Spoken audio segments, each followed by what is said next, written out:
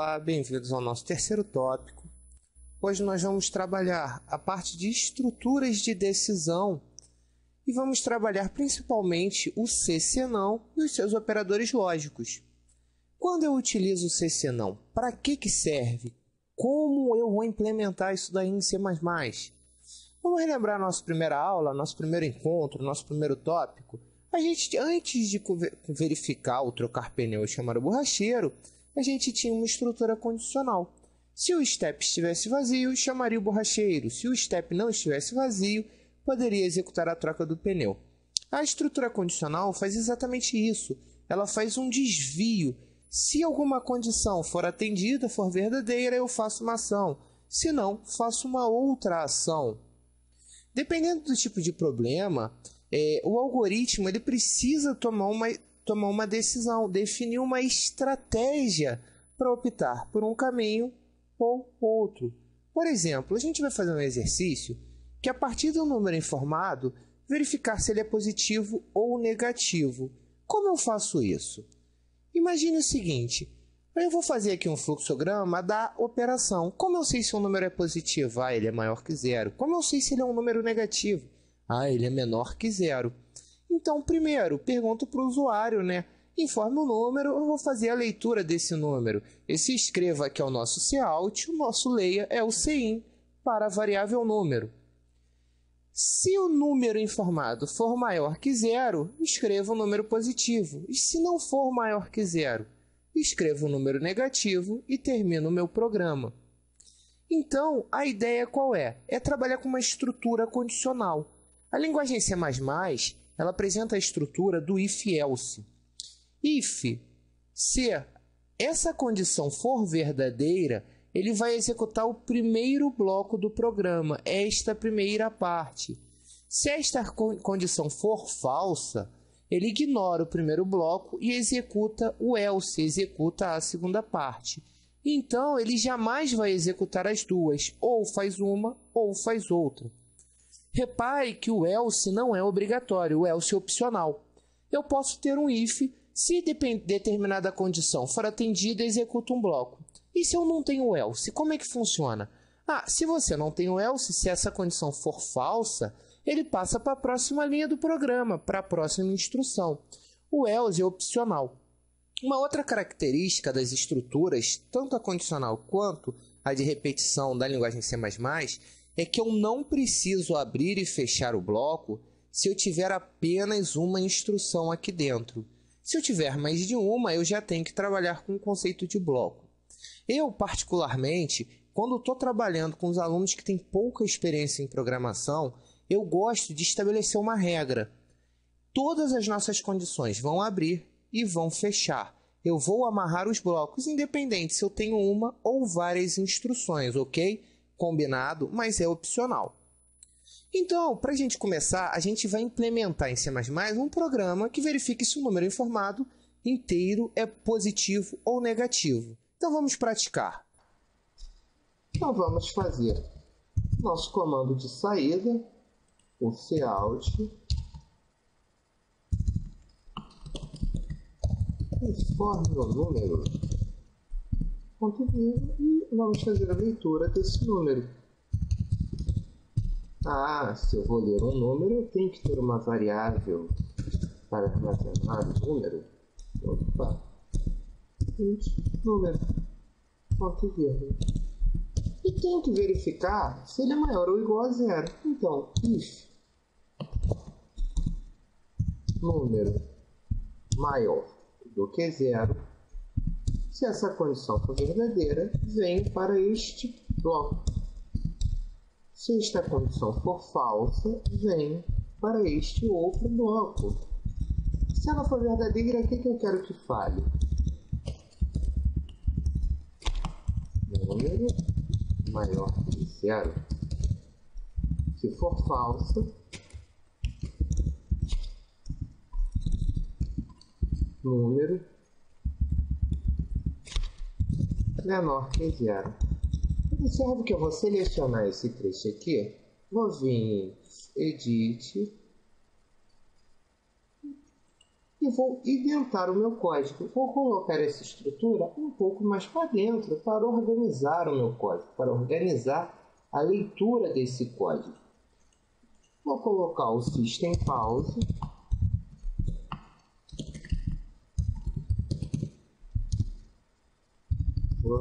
Pause é uma palavra reservada em maiúsculo. Mandando gerar essa saída para um arquivo chamado null. Geralmente vai ser salvo na sua área de trabalho, é um arquivo texto.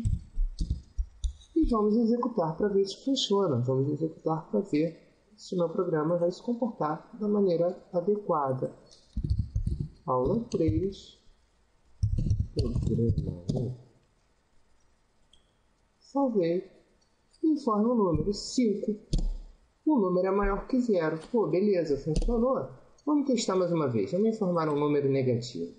Informe um número menos 8. O número é menor que 0. Lembram do nosso problema? Vamos agora executar o programa e informar o número 0. 0 é menor que 0? Tem alguma coisa esquisita nesse código. Então já vamos aproveitar e melhorá-lo. Então eu quero saber se um número é maior que 0. Se ele for maior que 0, entra aqui dentro. E se o número for menor ou igual a 0, ele vai ser executado neste bloco, correto? Que são as condições que tornam um número maior que 0 falso. Então aqui dentro eu tenho a necessidade de fazer um teste. O número é menor do que 0? Repara que eu estou utilizando um if, um outro if-else, na parte interna de um else.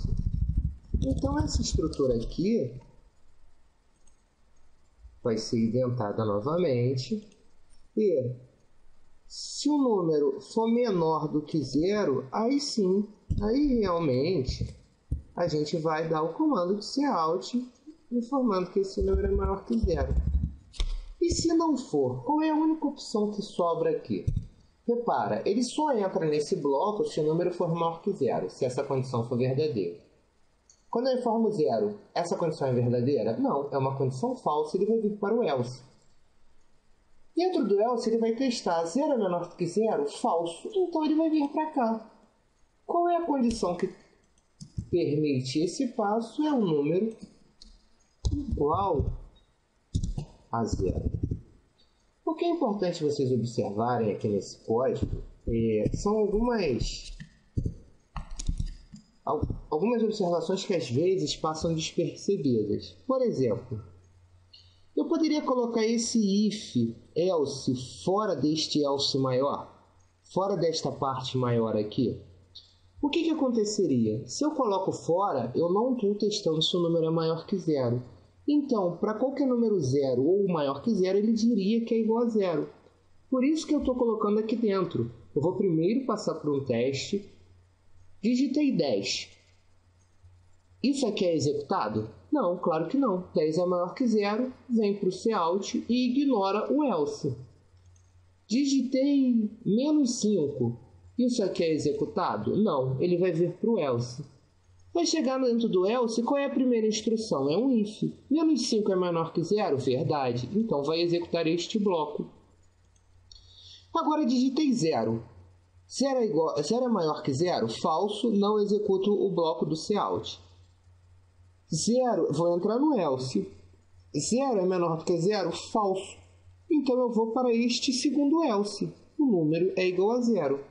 E aí a gente tem o nosso programa já melhorado, já tratado. Vamos testar? 0. Número é igual a 0. E as outras funcionalidades? Alteramos? Menos 9. Número é menor que 0. Deu a resposta correta. 55. Número maior que 0. Então repara, o que a gente está fazendo aqui? A gente está criando desvios condicionais a partir de algumas condições. Número é maior que 0? Número é menor que 0? É claro que eu posso fazer esse algoritmo de outras formas. Posso botar número maior que 0 e maior ou igual a 0. Aí eu teria que alterar a minha estrutura. Não existe um único algoritmo correto para se resolver um problema. Eu posso, de formas diferentes, obter o mesmo resultado. Então, eu posso ter algoritmos diferentes que vão gerar um resultado equivalente, vão gerar um mesmo valor na sua saída, ok? Agora que nós vimos a nossa estrutura do if-else, da nossa condicional, a gente tem determinadas situações que eu não quero testar apenas uma situação. Esse número é maior ou menor que zero, eu posso testar várias. As condições lógicas de teste são o maior que, maior ou igual, reparem que o igual vem depois, o menor, menor igual. O igual são dois símbolos do igual. Lembrem-se que um igual apenas é uma atribuição. Eu estou colocando um valor dentro de uma variável, por exemplo. Quando eu quero fazer uma comparação, eu utilizo dois iguais. O diferente, que é a exclamação igual, e a negação. A negação transforma uma condição que é verdadeira em falsa e uma condição que é falsa em verdadeira. E eu posso ter essas condições compostas quando eu tenho mais de um tipo de comparação, utilizando o e ou o ou. Por exemplo, eu quero saber se A é menor que 10 e A é maior que 4. Eu não posso simplesmente colocar 4 menor que A, que é menor que 10. Eu tenho que desmembrar essa condição. Então, A é menor que 10 e A maior que 4. Isso aqui só vai ser executado se as duas condições forem verdadeiras. Se uma delas for falsa, o meu teste inteiro é falso. Lembre-se sempre da tabela verdade que está aí no material de vocês. Dentro do e ou com a estrutura do ou, que são dois pipes. Aquele símbolozinho, geralmente em cima da barra invertida, que a gente não sabe muito bem para que serve. Pois bem, o pipe serve para fazer a condicional ou. Se no caso do ou, se apenas uma delas forem verdadeiras, eu entro no bloco. Ou se as duas forem, eu também entro. Então, é sempre importante a gente ter mais essa ferramenta, mais esse instrumento para os nossos exercícios, para as nossas condições.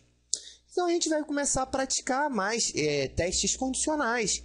E um programa que é muito comum, os professores de curso técnico, de faculdade, gostam muito, principalmente quando os alunos estão no primeiro, segundo período, é implementar um programa e saber se esse número é par ou ímpar. Um número inteiro, positivo, saber se ele é um número par ou ímpar. Legal, a gente sabe fazer isso? Lembrem-se do nosso acordo da primeira aula. A gente não vai começar a programar sem entender o que a gente está fazendo. Então, primeiro, como eu sei se um número é par ou ímpar? Como é que eu sei que 6 é um número par? Porque 6 divididos por 2 dá resto zero. Lembram que todo número par divididos por 2 dá um resto zero? E os números ímpares? Os números ímpares divididos por 2 dão um resto diferente de zero. Por exemplo, 9 divididos por 2 dá quanto? Dá 4, resto 1. 7 divididos por 2 dá 3, resto 1.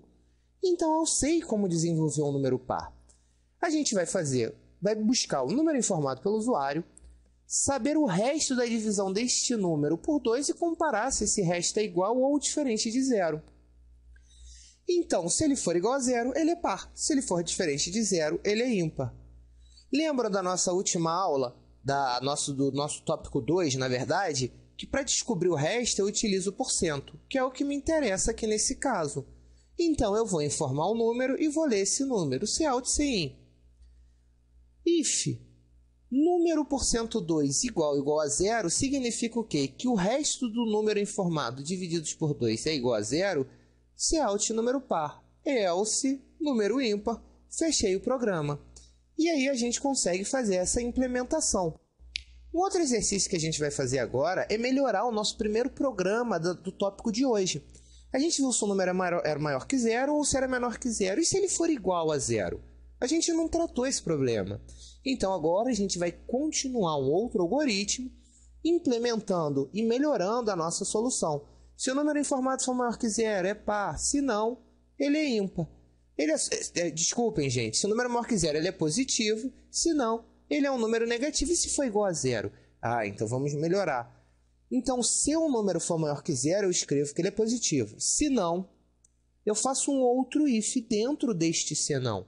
Se o número menor que zero, ele é um número negativo, é um número menor que zero. E se não for nem maior que zero e nem menor que zero? Então ele, por lógica, é igual a zero.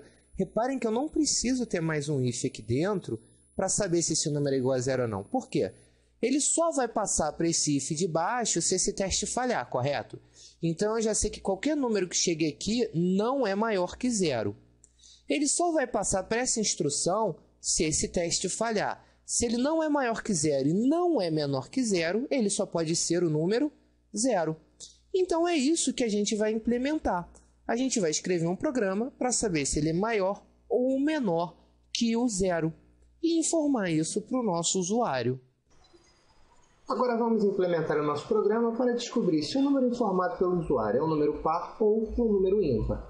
Então, eu já tenho aqui o int número para armazenar a variável. Se out informa o número, se in número fiz a leitura do número.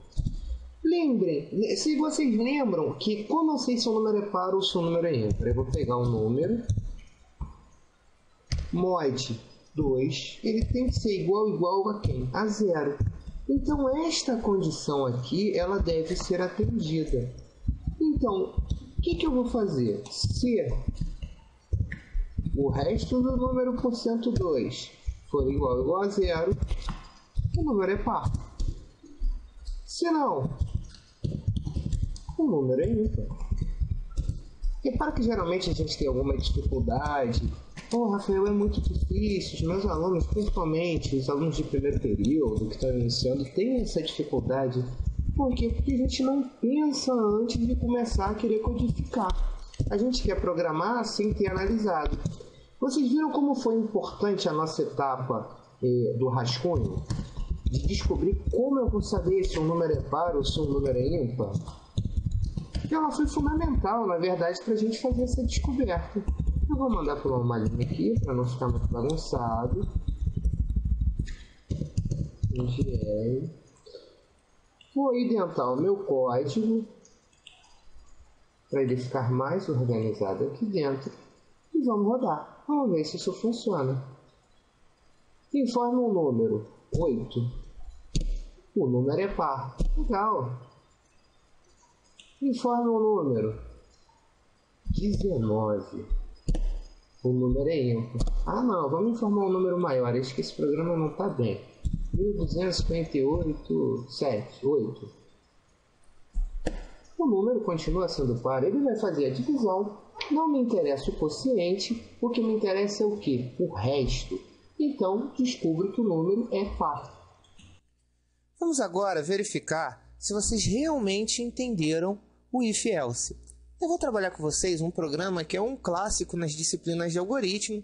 Sempre que os professores estão trabalhando, estão ensinando a estrutura de decisão, o if-else, eles gostam muito desse exercício, até porque está dentro de um cenário do dia a dia de cada professor. Então, um aluno tem duas avaliações e deve ter média maior ou igual a 7 para ser aprovado. Média entre 4 e 7, excluindo o 7, para ir para a prova final. E se o aluno tiver uma média inferior a 4, o aluno está reprovado. Então, vamos rascunhar essa solução. Se a média for maior ou igual a 7, aprovado. Se não, eu tenho que verificar se ela é menor que 4. Se ele é menor que 4, ele já está reprovado. E se a média é maior que 7, não é maior que 7 e não é menor que 4, ela está entre 4 e o 6,9. Então, vamos escrever que o aluno está em prova final. Então, vamos fazer um programa em C++, que a partir de duas notas informadas pelo aluno, calcule a média e informe a condição do aluno mediante as seguintes regras. Se ela for maior ou igual a 7, aprovado. Entre 4 e 7, prova final. Menor que 4, reprovado. Agora, vamos melhorar esse exercício. A gente vai implementar das duas formas e a melhoria qual era? Simplesmente o aluno que está em prova final está com uma instrução não muito clara. Então, a gente vai fazer o seguinte. Para o aluno que estiver em prova final, somente para o aluno em prova final, a gente vai ler uma segunda nota informada, uma terceira nota, informada, e comparar se essa nota é igual ou maior que 5 ou se é menor que 5. Então, vamos ver a nossa lógica aqui, o nosso rascunho. Se a média é maior que 7, o aluno aprovado, menor que 4, reprovado. Se tiver entre 4 e 7, eu vou informar a nota ler a nota e comparar essa nota com 5. É maior ou igual a 5? O aluno foi aprovado. É menor do que 5? O aluno foi reprovado. Então, dentro dessa nossa lógica fictícia aqui de aprovação ou reprovação, a gente vai implementar este algoritmo, este exercício em C++, seguindo as regras que estão sendo apresentadas. Maior ou igual a 7, aprovado. Menor que 4, reprovado. Entre 4 e 7, informe a nota. Se essa nota for maior ou igual a 5, o aluno aprovado. Se não, aluno reprovado. O que vocês acham? Difícil ou fácil? Vamos trabalhar, vamos implementar esses dois algoritmos e ver quais são as dificuldades que podem aparecer. Implementando agora o problema, nós vamos primeiro solicitar que o usuário informe as notas. Informe nota 1. Faço leitura da variável N1.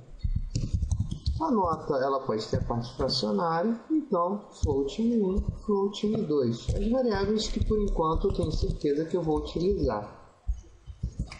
Informe nota 2. Sim, nota 2. Vou calcular uma média. Média igual N1 mais N2 divididos por 2,5. Eu tenho que armazenar a variável média. E como é que é a nossa regra? Se média maior ou igual a 7,0, já que é um número float, tipo float, eu vou dizer que o meu aluno está aprovado.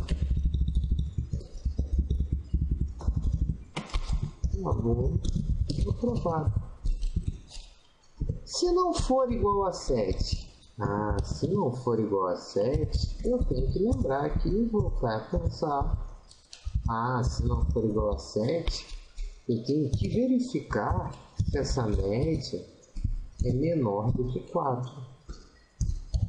Por quê? Se ela for menor do que 4, o aluno está reprovado. Se não, nosso aluno está de prova final. Prova final. Vou salvar o meu programa.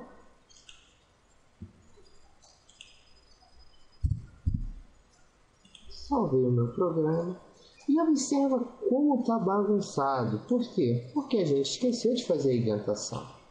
Então, seleciono o que eu quero indentar e dentro. Seleciono o que eu quero indentar e dentro.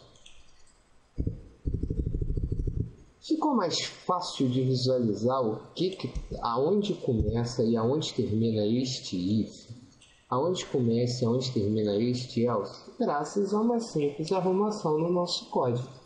System pause, então reformulando. Recapitulando, li a nota 1, li a nota 2, calculei a média, verifiquei se essa média é maior que 7, se for, aluno aprovado, se não, se for menor do que 7, entro dentro do else, se ela for menor do que 4, aluno reprovado, se não, aluno em prova final. Vamos executar. Informe a nota 1, nosso primeiro aluno tirou 7,2 na primeira e 8 na segunda, o aluno está aprovado. Rafael, ficou esquisito, o 1 está próximo do 7, o 2 está próximo do 8. Isso é fácil de arrumar. Se eu quiser, eu dou um espaço aqui. Posso colocar 2 pontos. Isso é texto. Eu posso fazer o que eu quiser aqui dentro. Vamos colocar um aluno agora reprovado direto. O aluno tirou 5 na primeira e tirou 1 na segunda. Vai dar 6 por 2, 3. 3 é menor do que 4. E aluno aprovado, alguma coisa saiu errada. Aluno aprovado, olha o que saiu errado. Foi o Ctrl+C, Ctrl+V, o copy cola que não nos ajudou. Arrumando a mensagem, o aluno tinha tirado 5 e tinha tirado 1. Aluno reprovado. Agora sim está correto. E o aluno em prova final, você não testou. Tá bom, o aluno tirou 5 na primeira prova e 6 na segunda. Média 5,5, maior que 4 e menor que 7. Aluno em prova final. Tá aí o nosso algoritmo do exercício que ainda não solicitou a nota. Funcional, todo arrumadinho. Agora, vocês lembram que a gente tem que melhorar isso daí? Eu não quero mais essa mensagem. Eu vou comentar aqui essa mensagem. E caso o aluno entre aqui dentro, o que significa? Significa que ele fez uma prova final. Se ele fez uma prova final, eu tenho que perguntar. Vou fazer a minha indentação, usei a tecla de atalho, Ctrl Shift E, informe nota da prova final. Criar uma variável PF, prova final, que é do tipo float, PF. Após a leitura, terminei? Não, temos que fazer o teste. If PF maior ou igual a 5.0, significa que o aluno foi aprovado.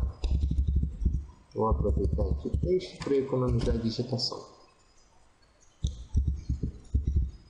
Se não, o que aconteceu com esse aluno? Aluno reprovado.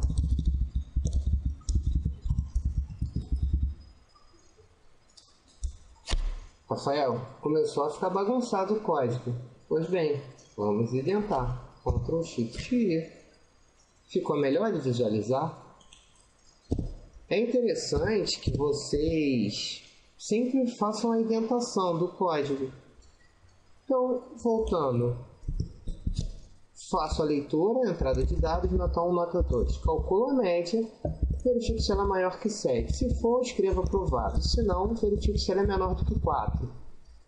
Se ela for menor do que 4, aluno reprovado. E se tiver entre 4 e 7, eu vou solicitar informe a nota da prova final.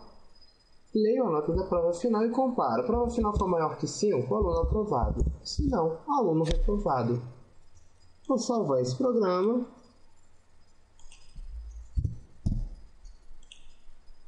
E executá-lo para ver se vai funcionar. A gente tinha um aluno que tinha tirado 5 e tinha tirado 1. O aluno ficou com 6, 3, reprovado. Agora, o aluno vai ficar com a média 5. Ele tirou 5 e 5.